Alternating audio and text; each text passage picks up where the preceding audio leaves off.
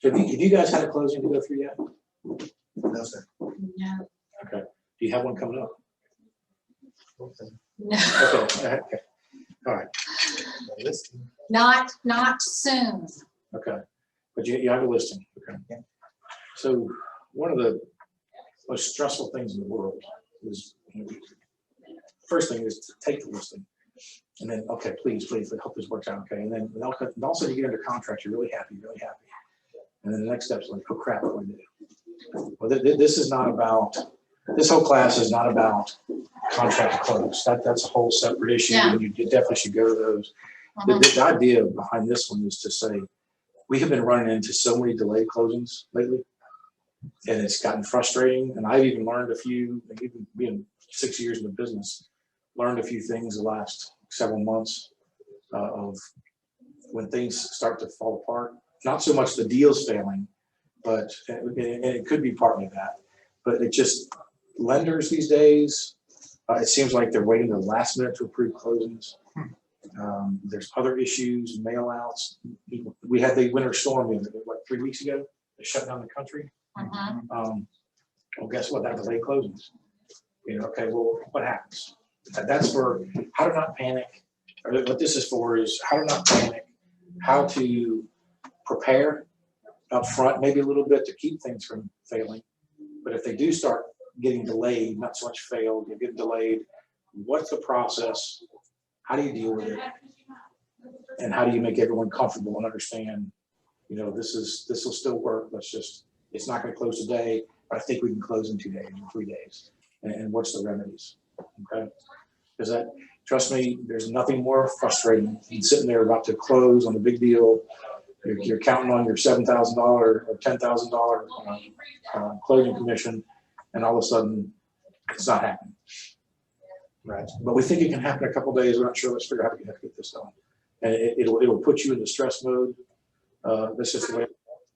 If you have a loper, you can say, I don't care. That's one of my 18 closings. It's not closing this month. I don't care. But for the rest of us that rely on closings a lot more often, but anyway. Right. But can you hear me at the beach? We can see if we can do 11 to 1. Just for the Who do we have at the beach?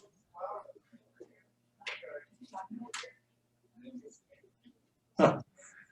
Hello. Can you hear me at the beach, Orange Beach? Can you hear me? Yeah, we can hear you. Okay, cool. All right. So I'm going to go ahead. I know it's supposed to start at 10:30, but I'm going to go ahead and get started for a couple minutes. Did you kind of hear all that? I was chatting here in the Fairhope office or Daphne office about what my intent of this course was, to try to help people when the deals get ready to closing date, and also it looks like closing is going to be delayed for some reason. Okay. Okay. Yeah, this is not a contract to close class, but I do want to talk about a few things. This is really more impromptu. And number one, I will say, given circumstances in my life and my family the last week, I'm probably not as prepared as I normally would be for a class. But I do want to share some things that just kind of maybe help calm some nerves when it comes to 2 days before closing, 3 days before closing, and things that look like it's not going to close on time. Okay.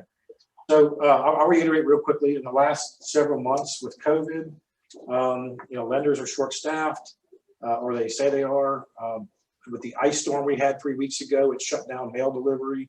A lot of closings we're doing these days, or buyers are out of town, sellers are out of town. So let's just talk a little bit about, first of all, what can happen and how the close happens. What are the rules?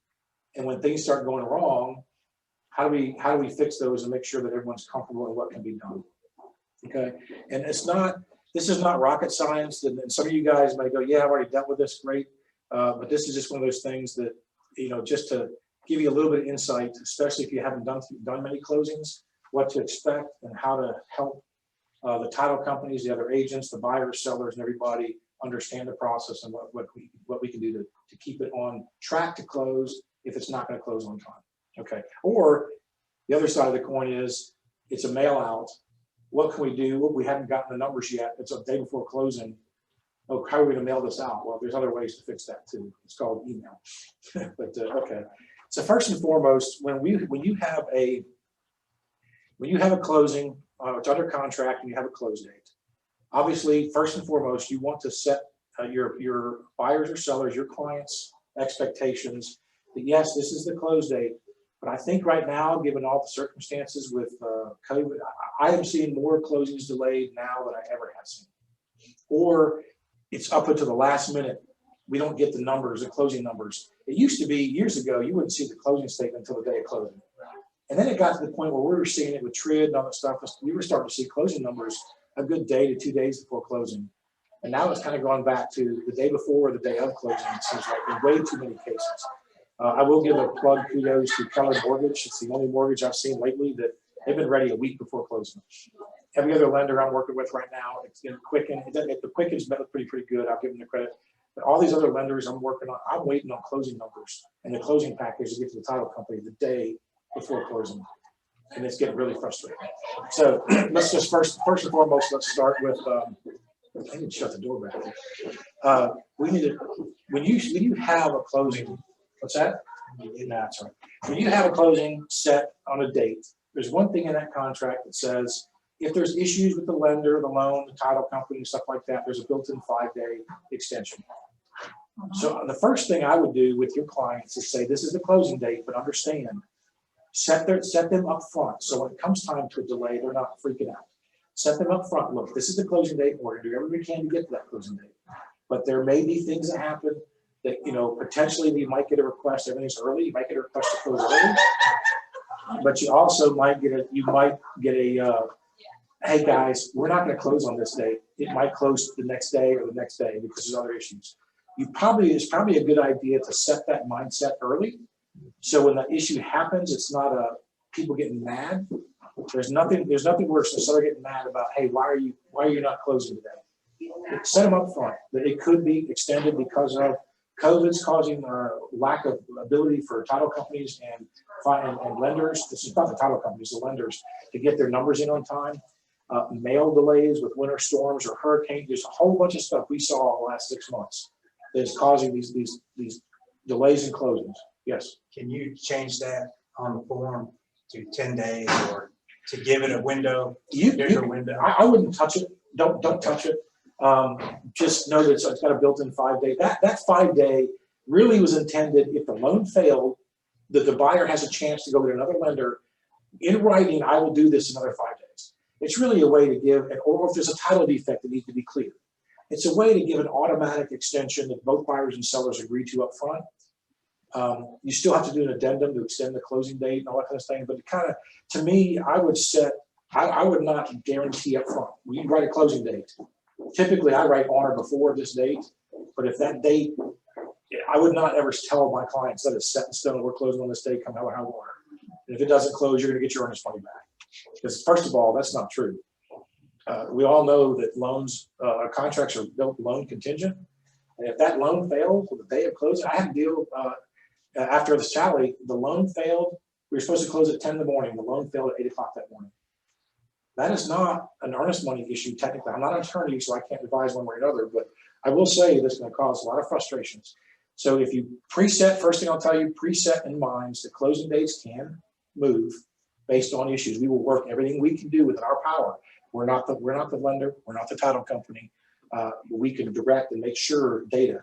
The other thing I would say is up front, especially if you have a trust situation, an estate situation, a death situation, get those documents. There's 2 things I want you to do with your title companies. They will love you.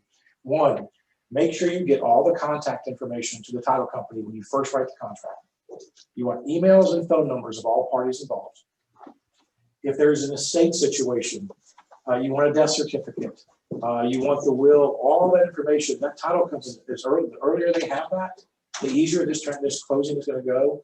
If you wait till the day before or 2 days before closing to get them maybe the documents the title company needs to assess whether this person is the right person, say in other words, if they're an administrator, an executor of a will or an estate, and they get that the day before, and it shows that there's 4 other parties that go in this, it's probably going to delay closing because they're going to need sign-offs on everybody. The title company, their attorneys need to assess the situation.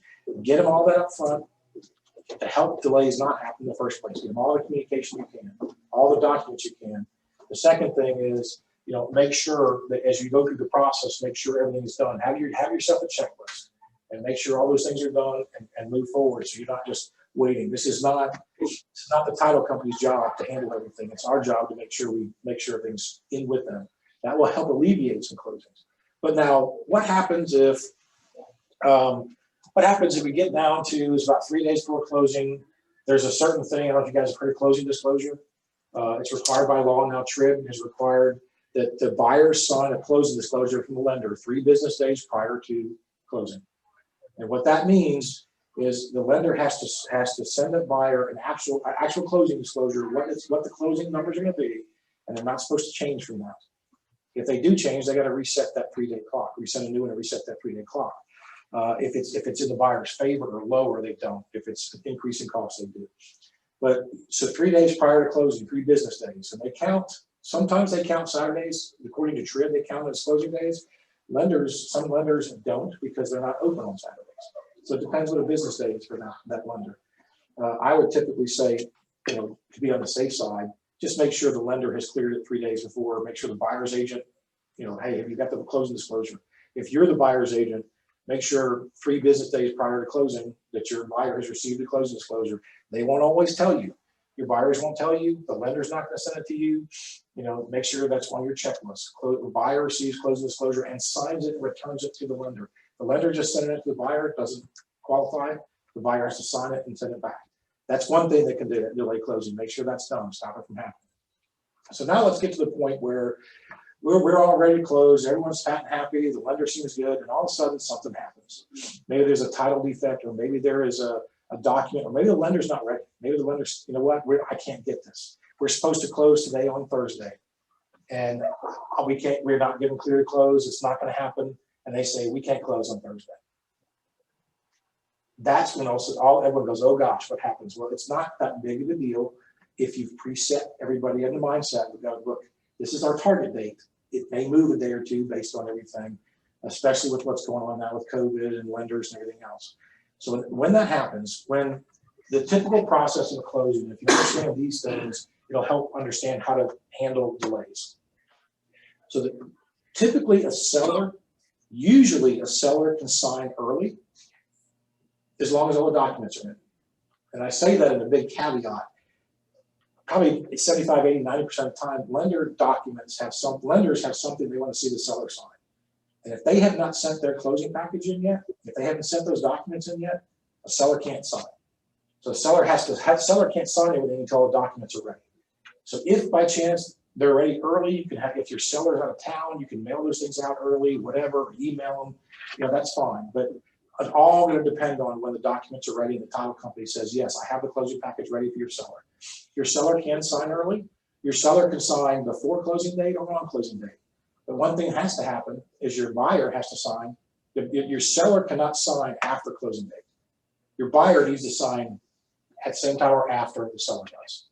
So as long as you understand that little key process, so if your closing date, say, is going to be a Thursday, and also it's not going to happen, we're going to delay this. But we have all the packages, we have everything ready. Can your seller still sign? Yes. As long as everything's ready. And now the buyer then at some point, if it's a mail out or not a mail out, they can come in the day later, 2 days later, and they can sign. But seller can sign, but work with your title company on that. The title company is going to be the one to tell you, yes, we're ready to sign, or no, we're not ready to sign.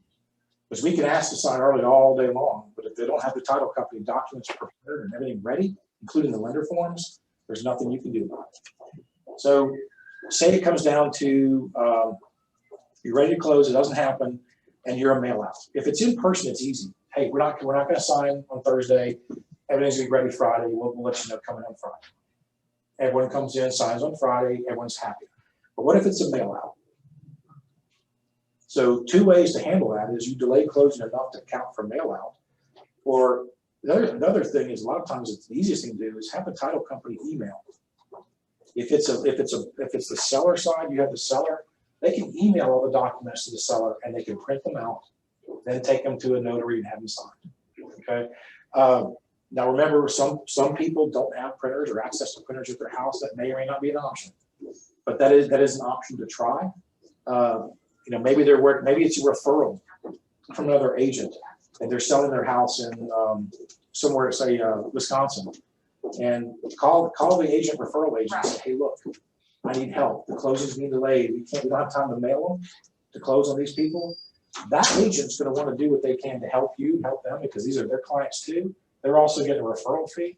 See if that agent can have them come in their office and print out the documents, and maybe they have a notary in their office. Okay, so find creative ways to help. Now, if the client says absolutely not, I'm not going to print these off, I need them mailed, then you got to account for time delay, and it happens. But if you've preset them a month ago when you wrote the contract, that this is the date, but it could be a day or two later, depending on how things go, they're not going to be as upset versus if you're like, man, if you start getting upset and say, I can't believe they're not closing, man, you should keep the earnest money. Well, first of all, don't say that. We're not attorneys. We can't give advice like that. Second of all, you don't want everyone to be mad and blow the deal up. We all have the same goal. It's not going to close today. It's okay. Close it the next day. Hopefully you don't have the string of issues where you have 5 different houses depending on each other. If you bought this house, this house closing, this house closing, this house closing, and that one way upstream fails. And it just shutters effect. And if it happens, and unfortunately it affects everybody, and it's not fun. But you can't control every situation. It's going to happen. But if you can try to get it to where it closes a little bit, a day later, 2 days later, these are things you can do to try to speed that process up. Your buyer, usually the buyer can be sent out like that to email. It depends on the lender if they're going to allow some of these things. It should be able to be sent email as well. But the main thing is, let's say everything goes out in email. We don't have the documents ready on Wednesday to mail out in time, overnight them. Let's email them on Thursday. I think we can still close on Thursday because we got the documents ready Wednesday afternoon. You email the documents to the buyer, email the documents to the seller. They print them out. They go get them notarized on Thursday. Well, Thursday is closing day, and these documents in their hands. Is that okay? If they sign them on Thursday, yeah, it's still okay. As long as they overnight them back, send them in. Whenever the documents get here, maybe they don't get here till Monday. That's okay. It's still closed effective Thursday. And that's the one thing that I think I found was reassuring to people. It's a little unnerving because you close on your standard close on your Thursday. They sign on, as long as the sellers sign on Thursday and the buyers sign on Thursday, everything's still okay. If the sellers don't get their closing package until Friday, that whole deal's going to start over and redo the closing. I'm scanning documents, it's not. They can't scan their return. They've got to be wet signatures and the original embossed notary seal, all that stuff. But it's okay as long as they sign the right day. So we're trying to close on Thursday. We don't have the documents ready until Wednesday, or even Thursday morning. Hey, the title company says I got everything. We're closed. We're be good. I'm going to email the documents ASAP. Thursday morning, they email the documents. Your seller goes and prints them out, signs them, notarizes them, and mails them back. They don't get here till Monday. As long as your buyer has not signed prior to your seller or prior to that Thursday, they can sign. They have to sign on closing day for the lender documents. So as long as they both sign on Thursday, you're fine. The documents may not get back. If your buyer's here in person, great, they're done. Your seller is a mail out. As long as the documents get back to them, and when they get back to them, as long as they were notarized and signed properly on that Thursday, you're still good. It closed on Thursday. You just don't fund until the documents get back to the title company. And then the lender has a chance to review the documents and says, yep, these are good. Then they fund. And then sometimes you might end up funding 2 business days later. If you're trying that on a Friday, it's not going to be on Monday or Tuesday before you get those documents back. If you close on a Wednesday, it's probably going to close. It's going to fund on Friday. It still effectively closes on Wednesday. One thing to note about that's important, especially when it comes to MLS that you're listing, you have 3 business days to close that listing out. Your effective closing date was the day it really closed, was Thursday. Was the day it was Not signed. Monday when your documents came back in. So to watch for that. If you have a problem, but you don't think, say they haven't come in, they got lost in the mail, they're coming in, and maybe they got there Wednesday of the next week. It's still okay. It's just, I would make sure Baldwin County is aware of that. And ask them, hey guys, it closed Thursday, but the documents aren't here. We can't fund. I'm assuming it's closed. You might talk to Danita about that. What are you going to do? Do you want to go ahead and close it, assuming it's closed? Or will B card give you a waiver up front? You make sure they're aware of those situations. Sure. Just a little tidbit. Kind of like a variance Yes. in yeah. that situation. Yeah, so just make sure they're aware of that. They may just tell you to go ahead and close it out, and it turns out it didn't close, you go back, Then unclose go it. back Yeah, and. yeah, because there's no point in triggering a $200 fine Yeah. for something like that, okay? So, two things I'll suggest highly is understand the process. Know that the seller has to sign on or before close date, the buyer has to sign on close date. They can be delivered later. And as long as you know that, you can make your clients feel a lot more comfortable. And knowing up front that things may change like that and may help, is gonna make them a little bit more comfortable with you as well. But I can't stress enough, when all these deals started getting delayed and not understanding that process as well as I should have, and had I known that and how it all works, things would have been a lot easier. But I can also give you a lot of advice, is making sure these people know ahead of time that this is a target date, not a dead set, hard, fast rule. Yes. How do you tightrope the pushing process with lenders and things? Just follow up with them, emails or phone calls, or how do you push Yeah. them? Yeah, I've got one right now that it was supposed to close last week. It didn't. I'm sorry, supposed to close end of February. It didn't. So now we extended it to March 10th. And I was on the lender. The loan failed, so they actually get a new lender. And the loan failed because of the insurance company sent the wrong insurance policy. It's supposed to be investment property. The insurance company sent a primary policy. The loan itself was, this is a very specific deal. The loan itself was a cash flow loan, not a conventional loan. In other words, it required the buyers to rent it and use the rent to pay for the loan. It's not a very common loan, but it's an investor loan. When the lender saw the insurance binder was for a primary residence and not an investment, they said, "Oh, you're lying to us. We pulled the loan." The lender, the insurance company wrote a letter and said, "We screwed up completely. We wrote the wrong thing on there. We are insuring as an investment property, not a primary." The lender backed out of it and said, "That's kind of like, once you told me this, I'm sorry, we can't do this because we think you're trying to do fraud." But I was on that lender every day. And it wasn't even my buyer. I was the seller, listing agent. I was on that lender every day. What's this? What's the status? What's the status? All you can do is what you can do. It's a third-party failure. And technically, in the scheme of things, even because it's a third-party failure or a loan failure, as much as your sellers are pissed off that the day before closing, they canceled it, chances are they probably wouldn't get their earnings money back because your contracts are written loan continue, right? I worked that deal a little differently. I ended up, you want to extend it? Okay, great. Give me a non-refundable deposit for equivalent to rent for a month and a half.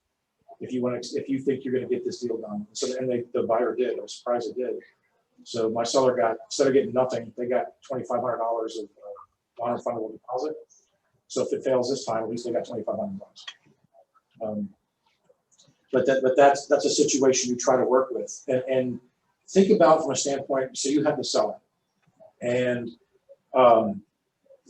it fails for some reason. Not like it's done. We're not doing this. We're walking away. It's, hey, you know what? We need a few more days because the money they put in an account it's not 2 months old. It's not seasoned money, and the lender wants 2 months of an account statements. Well, I just opened this account yesterday and transferred money in there. Well, sometimes lenders say, no, I need 2 months of bank statements. There's a whole slew of reasons that lenders can say, we need a delay. I need 2 or 3 days delay. When you're sitting down with your sellers to say, look, technically, this is supposed to close on the contract date. It didn't. You can void this contract. You can say, nope, done, out. Now, you may not get your earnest money. You may not get anything out of it because the loan failed, right? Now, you have 2 options. We can put it back in the market, and hopefully it'll go under contract pretty quickly. But even if it goes under contract tomorrow, you're going to close by 30 days, 35 days out. Or the lender said, hey, we can rectify this in 3 days.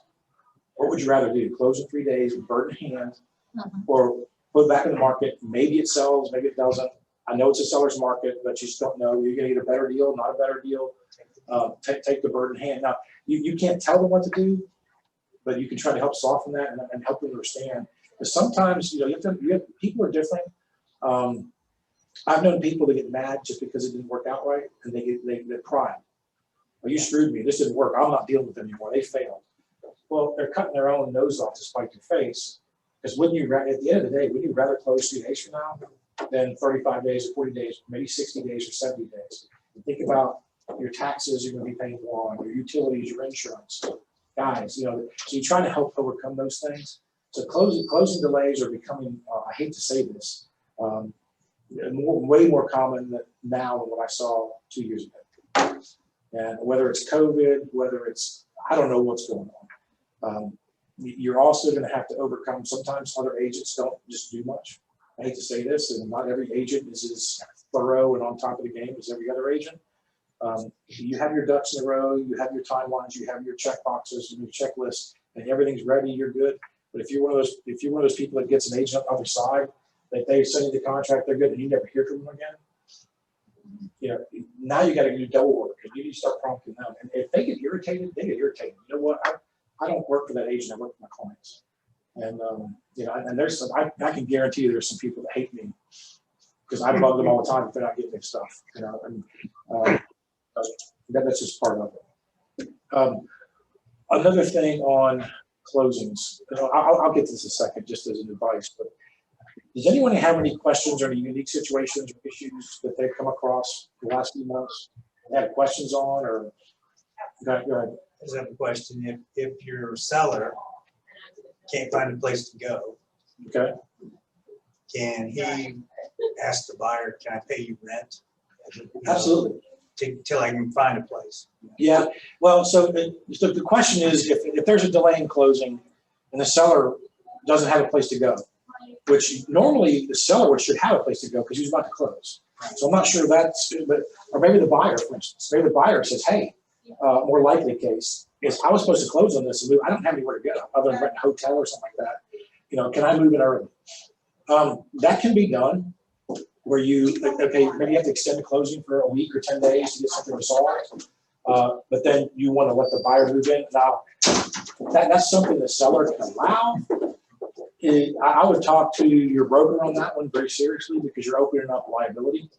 And when I say this, when you're the owner of a house, you have insurance on that house as your primary residence, and then you move out, you let someone else move in as a tenant, and they're paying rent.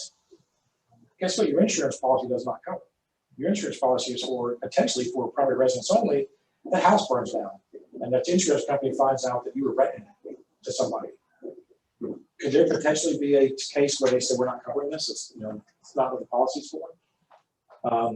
Or the buyer moves in, damages the house, and decides doesn't want to buy it. There's a lot of liability with those things. Now, if it's a day or an afternoon, things like that, you got to be realistic, and the sellers and buyers can try to work that out. But I would definitely talk to your broker or experienced agent on that one real hard before you go do things like that, because you do open up liability on both sides. Okay. What if the buyer moves in early, a week before close or 2 days before close, and finds out his neighbor has a motorcycle that's really loud? He runs at 3 o'clock in the morning every day. They go, there's no way I can live here. I'm bailing. I mean, not that that's hopefully as a buyer's agent, you're like, gosh, if I do that, you got to tell them that. But what if you didn't know that either and the whole deal falls apart? Typically, it should be what's best for your buyer, but at the end of the day, you just don't know what's going to happen. But the bigger issue, I would say, is liability and how that impacts that transaction. Well, you were talking about the delays due to COVID. Are we doing that COVID addendum on the buyer and seller side? Is that on both of them? I'm still doing the COVID addendum. On both? I'm sorry. I'm confusing that with, I'm still doing the acknowledgement assumption of risk addendum with all my clients. The COVID addendum, I don't know. I have not done that in a while. I think that was early on when everything was shut down. I think now things have gotten back to a point where, because that was what title companies were closed, lenders were closed, title companies were closed. And that was to account for that. They're open now. You don't need I'm sorry for not asking the media to don that, but in my opinion, you don't need that COVID addendum right now because everything's back. Well, if open. your transactions haven't been held up Yeah. compliance-wise Yeah. because you were missing it, then we. Yeah, so I wouldn't worry about that addendum right now unless things turn back to the worst and things start shutting down. But that was really more anticipation of we know it's going to be delayed because there's no title company open. They never shut down for Well, in the hurricanes, verbiage, so- it has that, like, say it's a couple, and both of them are incapacitated. Right. there's that scenario, and then there's, you know, if one of them is incapacitated, the other one needs to get power of attorney so that the closing can take place. Yeah, so You know, so it covers. I think that would be one of those situations where, you know, if you want to do that up front to protect, if you have the buyers, you want to protect their interest on that, do it. See if they can sign it. It's not necessarily required right now because COVID is not as prevalent as it was, but Right. you certainly can do that. Any other situations and delays at closings and frustrations you come across? I've had all those. Okay. I had a guy to make an offer on a house in Foley, and he, the folks that lived there, actually it was a couple that was getting a divorce, and she'd already moved out the house. He, the house was a mess. He had 2 bulldogs he had locked up in there. He wouldn't let me put a lock on it to let people go and come. It was bad. And the guy that was buying the house, and this guy was a veteran.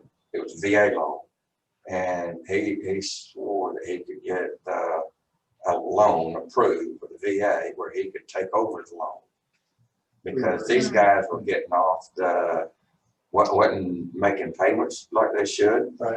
So he just knew he could figure it. But anyway, we ended up signing a lease agreement because he was buying it for his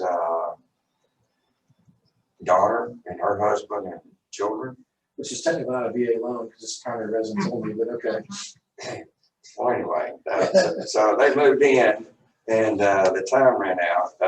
The VA did turn him down. Yeah. So he had, I told him, look, we're not going through another loan process. You got to pay cash, or we're going back on the market on the house. Anyway, so, and I'm never getting that situation again. Yeah, the assumable stuff's pretty difficult. There's not too much that's happening. Also, too, you know, a VA loan is supposed to be your primary residence only. Right. You're not buying it for somebody else. And so that, if they knew that, even if it was assumable, that wouldn't happen. But I don't presume to make decisions for the government. They do their own things most of the time, and I don't claim to understand why, but that's okay. Yeah, that was a tough one. So it just no 2 things going into this. You're gonna have delays at closings. It's not every closing is butterflies and sunshine and easy. The more work you do up front with getting information to the title company, they're your best friend, and you can be their worst enemy if you don't give them information. So get them the information, get them all the contact information, find out, hey, Mr. Seller, how do you want your proceeds? How do you want your proceeds? Do you want it wired, or do you want it mailed as a check? Okay, if you want it mailed as a check, what's your address? Now, the title companies get that anyway. You know, if they're gonna be in person, no big deal. If it's a mail out, they're gonna get that eventually anyway, but why wait till the day before closing when they're mailing out? Why not have that to the title company, you know, 2 days after the contract's done? Have all that information up front. If it's an estate situation, make sure, well, that's a whole different animal. That's a whole training class on dealing with estates and probate and all that kind of stuff. But if it's a husband and wife that own the house and the husband's passed away, and it's typically joint right of survivorship, that's fine. But you need a copy of the death certificate. That can be hard to ask for, but it's going to definitely say you want that up done early. Don't wait till the day before closing. One where the mother owned the house, she passed away and had 2 daughters that did not get along with each other. Mm-hmm. That was a fun one to work.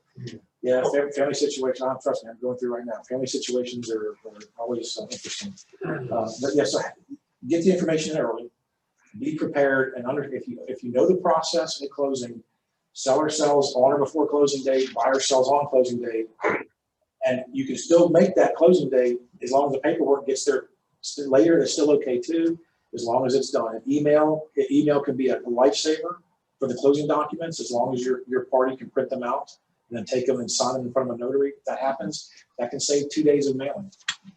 But you don't have to worry about, hey guys, closing's Thursday, it's Thursday morning, we're emailing everything out. Can you get this done today? Yes, great. That's an option. That's okay. And then when the paperwork gets in there on Monday, when it gets delivered on Monday, everything's fine. Just your buyer, your seller's not going to get paid. Your buyer, that's one of those situations that you probably don't want to hand the keys to the buyer. You don't want to do anything, but technically that the houses will be there The house will be the buyer's as of last Thursday, but we won't know that until Monday. So I'd probably try in those situations, delay access until it's funded. Closing and funded are two different things. They don't have to be the same day. Who's our notary here? Do we have one? So Melissa is a notary. Unless I thought. Right. Your clients have the banks that you typically have to schedule. That's one thing I would definitely, if you have a mail out with a party, make sure they find a notary and line one up before they know where they're going to go, before they get the mail out package. Oh, great, the FedEx package arrived. I got it. Now where do I go? Yeah. Make sure they understand they need a notary and line one up early. If it's a bank, you have to set an appointment up. If it's a referral, see if your referral partner can use their office. If they're selling their house and they're buying a house down here, hey guys, the buyer's a mail out. They need a notary. See if that agent will let them use their notary in their office or print those documents out. I mean, they have a special interest in this closing too, right? They're getting 20, 25, 30% of that deal. I know I would do that for a referral, absolutely, and I've done it. There are other title companies. Sometimes you can go to a title company and have, if they're working a title company there's notaries there. So have them line that up ahead of time and not wait until the last second to figure that out. Now, UPS or FedEx offices have notaries. Right. In person. Use them. Yeah. Those are usually the easiest ones, especially if it's an in-person FedEx. Now, the UPS store is better, but if they send out, some title companies they have an arrangement with FedEx, some of them use UPS. If it's a UPS, that's easy. Go to an in-person UPS store, use their notary, and then mail it right back from there. Or go, if it's an FedEx, go in there, use the UPS notary, and then take it over to FedEx and mail it that way. Is there a question? Okay. All right, I'm going to say one more thing before we finish this, and I can't stress this enough that hopefully before closing date, you're going to get a copy of preliminary closing statement. It used to be called the HUD. Every title company I work with, I want a copy of that HUD before it goes to my client so I can review it for accuracy, and please review it. There are so many times that there's these title companies, it's not like they're intentionally making mistakes. They got tons of stuff going on. We know the deal really backwards and forward because we've made adjustments, amendments, we've sometimes changed commission to get a deal done. We've added this, that, and the other, added a home warranty to make people happy, taking stuff off. If we haven't communicated, or if for some reason something went under the radar, read the settlement statement's going to be the numbers for everything. Read that settlement statement, review it, make sure it's accurate. Now, you can review the other side too, but you be responsible for your side. Let the other agent be responsible for their side. But if you see a glaring error on the other side, ask the question.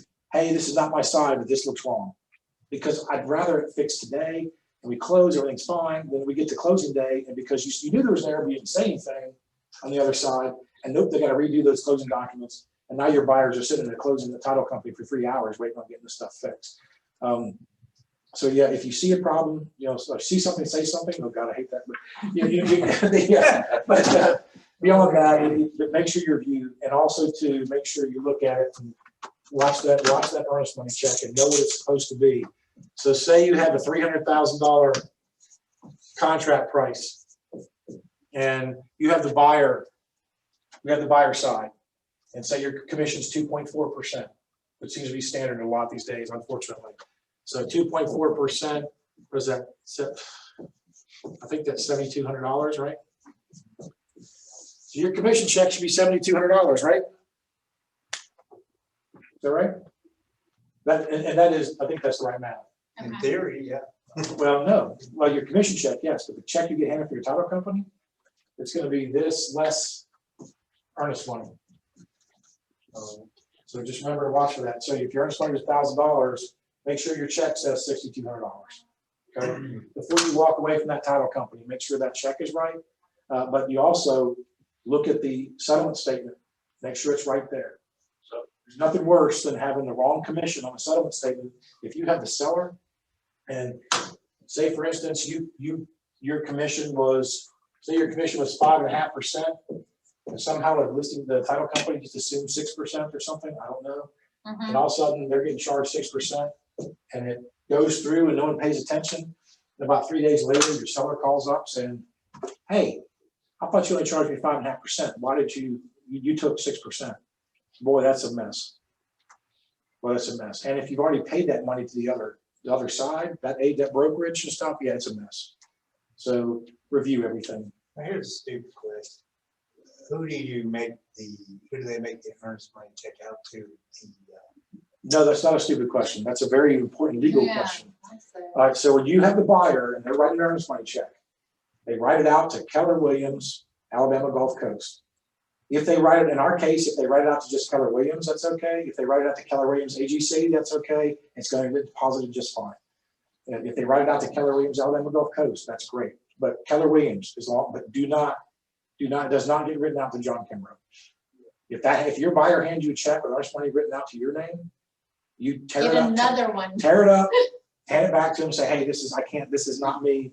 That needs to go to my brokerage name, my company name, not to the individual. That's a no-no, and that can get you in trouble with the real estate commission real fast. Thank you. If you earnest money, back to that question, contracts have in their earnest money to be delivered within X business days of agreement of contract. If the buyers are out of town, you can write in 3 business days, 4 business days, stuff like that. If they're, upon acceptance of contract, they're going to mail you that earnest money. If that earnest money check is not delivered to this office within the stated contract time, you are required to call the listing agent and tell them, hey, I did not get the earnest money check. They said they mailed it. I got a picture of it. They mailed it. It should be here tomorrow. I'll let you know. Because technically, that's a violation of the contract. And the seller side usually would say, okay, we'll give you another day. Don't worry about it. But, if that seller had 16 other backup offers for higher than your deal, they could back out of that deal and void the contract. Excuse me, we gotta go. Yeah, no worries. This is scheduled to be done at 11 o'clock anyway. Thank you, though. Any other questions in the meantime for anybody? Any specific situations you want to ask or? Okay, just know closing delays are not the end of the world. It happens to a lot of us, and unfortunately more often than it used to. And we can fix it pretty easily, usually, if as long